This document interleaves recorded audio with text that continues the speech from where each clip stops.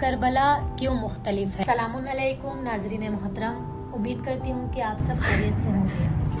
ہماری اس سیریز راہ عاشقان میں آپ سب کو خوش آمدید کرتی ہوں، اور ہماری اس سیریز جیسے کہ سوال ہے کہ کربلا کیوں مختلف ہے، اس سوال کے جواب کو جاننے کے لیے ہمارے ساتھ جڑے رہیں۔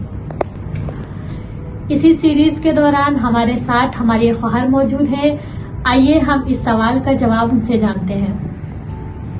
السلام علیکم، کیسے ہیں آپ؟ خیریت سے ہیں؟ وعلیکم السلام، الحمدللہ، امید ہے آپ خیریت سے ہوں گی۔ سب سے پہلے ان ایام کی مناسبت سے آپ کو تعزیت اور تسلیت عرض کرتی ہوں، اور ناظرین محترم کو بھی۔ اس سے پہلے کہ سوال کا جواب دوں، ایک مقدمہ سازی کروں گی تاکہ اس سوال کو ہم سمجھ سکیں۔ انسان کو ایک ہدف اور مقصد کے لیے خلق کیا گیا ہے، اور وہ مقصد یہ ہے کہ انسان اپنے کمال کو حاصل کرے، اسفل السافلین سے اعلیٰ علیین کا یہ سفر طے کرے، اور اس ہدف تک پہنچنے کے لیے خداوند متعال نے انسان کے لیے کچھ وسیلوں کو بھی معین کیا ہے۔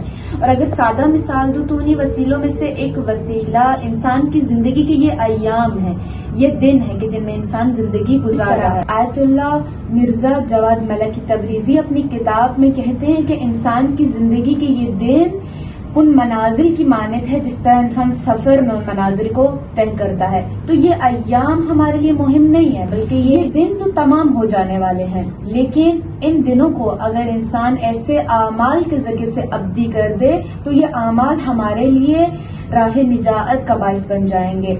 کیوں محرم مختلف ہیں؟ کیوں محرم کے یہ ایام ہمارے لیے راہ نجات کا باعث بن سکتے ہیں؟ کیونکہ ان میں وہ اعمال ہم انجام دیتے ہیں کہ جن کے ذریعے سے انسان ابدی اور اخروی سعادت کو حاصل کر لیتا ہے۔ جس طرح آیت اللہ شستری ارشاد فرماتے ہیں کہ تمام اہل بیت سفینۃ النجات ہیں، لیکن حسین کا سفینہ اسرا ہے اور وسیع ہے، ایسا وسیع ہے کہ جو اپنے اندر تمام کو شامل کر لیتا ہے۔ کہیں اس میں شامل ہونے والے میں وہاب قلبی نظر آتے ہیں، کبھی اس میں شامل ہونے والے ہمیں حور بھی نظر آتے ہیں۔